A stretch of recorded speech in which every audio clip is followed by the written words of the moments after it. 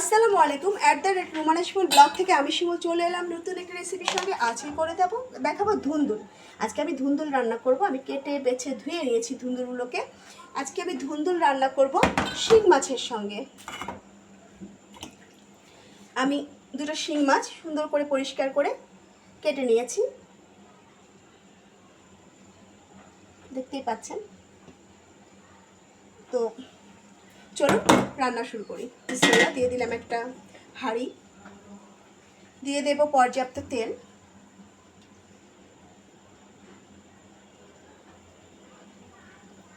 আমি 3 টেবিল চামচের মতো তেল দিয়েছি। আমি কাটা পেঁয়াজ দিয়ে রান্না করব, তো দিয়ে দিচ্ছি 1/4 কাপ পেঁয়াজ।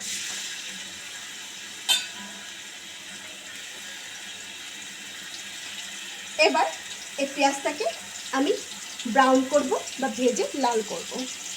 রান্নাতে ফুটে থাকার একটা চান্স আছে। দিয়ে দিচ্ছি সামান্য পানি কষানোর জন্য, সামান্য পানি দিয়ে দেব লবণ। ধুন্দুল কিন্তু এমন একটা সবজি যা দেখবেন কমে তার প্রায় 4 ভাগের 1 ভাগে চলে আসবে। তো সেই অনুপাতে সামান্য লবণ দিলাম আমি, কারণ লবণ চাইলে পরে একবার না বারবার দেওয়া যেতে পারে।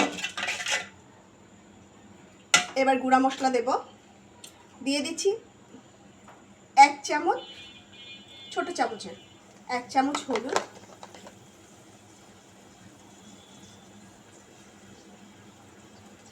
1.5 চামচ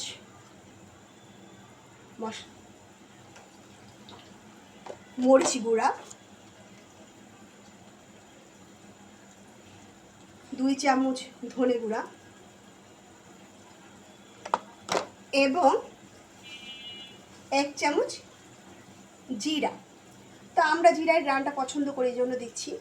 কেউ যদি জিরার গ্রানটা পছন্দ না হয় তাহলে অবশ্যই স্কিপ করবেন। এবার আমি এটাকে সুন্দর মতো কষিয়ে নেব। ততক্ষণ পর্যন্ত কষাবো যতক্ষণ পেঁয়াজ থেকে তেলটা উপরে ভেসে না ওঠে।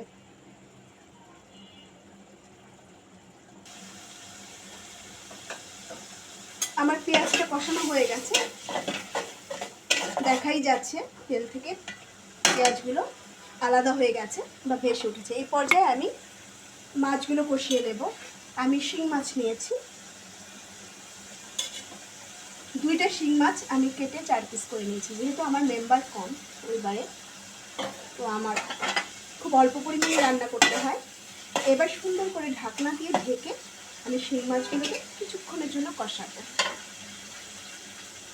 জালটা কমিয়ে একটু অল্প করে দিলাম।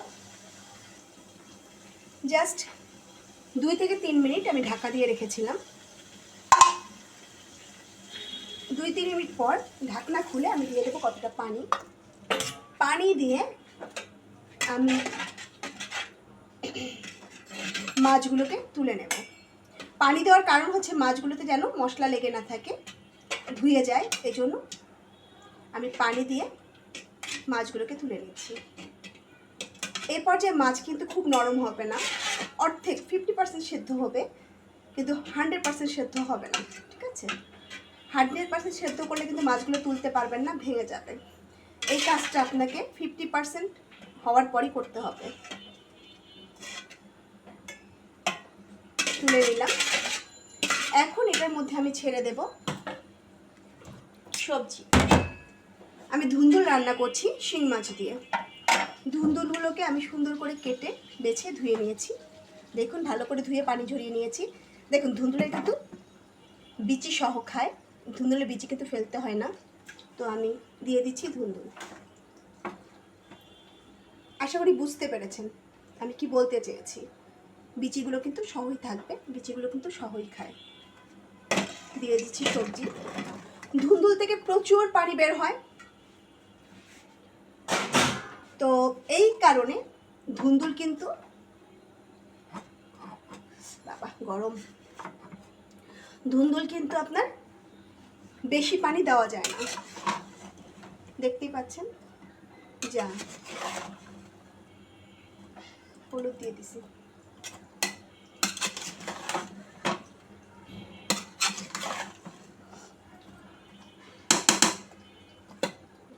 করতে হবে। এবার ঢাকা দিয়ে ঢেকে রাখবো সবজিটা সেদ্ধ হওয়ার আগ পর্যন্ত। তার ফাঁকে আমি তুলে দেখব সবজিতে কতটা পানি বেরিয়েছে এবং আরও পানি দিতে হবে কিনা। জালটা মিডিয়াম আঁচ করে আমি রেখে দেব পানি ওঠার জন্য। অলমোস্ট 5 মিনিট হয়ে গেছে, আমি খুলে দেখবো এটার কী অবস্থা। দেখতেই পাচ্ছেন, দেখুন কতটা পানি বের হয়েছে। এটা আরও পানি বের হবে। নিচের অংশ থেকে পানি বের হয়েছে, উপরের অংশ থেকে কিন্তু এখনও পানি বের হয়নি। ধুন্দুল থেকে আরও পানি ছাড়বে, আরও পানি বের হবে। ঠিক আছে, আমি ঢাকা দিয়ে রেখে দেব আরও পানি না বের হওয়া পর্যন্ত বা সবজিগুলো না গলা পর্যন্ত। চলে এলাম প্রায় 7-8 মিনিট পর।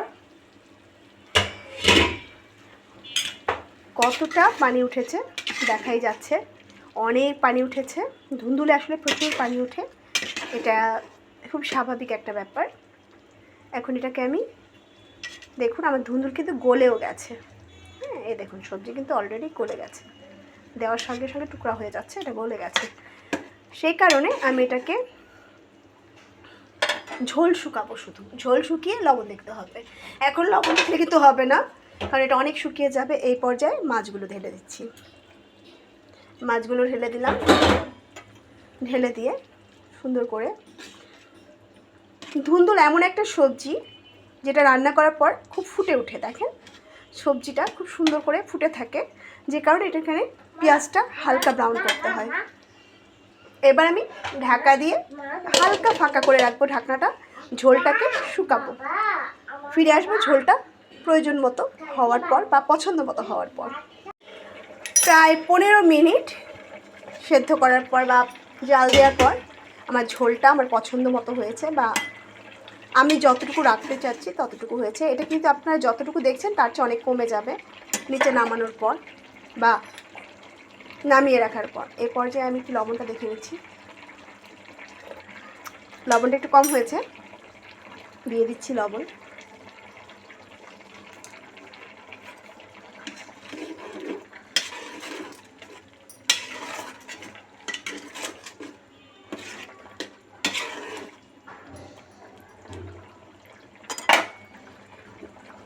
তিনটে কাঁচামরিচ ধুয়ে রেখেছিলাম, দিয়ে দিচ্ছি। আমি এ পর্যায়ে আবার একটু লবণটা দেখব, যেহেতু আমার রান্না শেষ।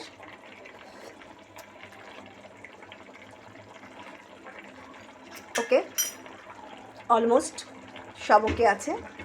তো আজকে রান্না শেষ, চুলাটা বন্ধ করে দিলাম। বিসমিল্লাহ। তো আজকে এই পর্যন্তই, আবার দেখা হবে @রুমানা শিমুল ব্লগে, আবার হয়তো নতুন কোনো রেসিপির সঙ্গে অথবা নতুন কোনো টপিক্সে। আজকে এই পর্যন্তই, আমি শিমুল বিদায় নিচ্ছি আজকের জন্য। অবশ্যই আমার চ্যানেলটাকে সাবস্ক্রাইব করবেন, পাশে থাকবেন বেল আইকন দিয়ে, এবং লাইক কমেন্ট শেয়ার করবেন। তো আজকে এই পর্যন্তই, টাটা, বাই বাই।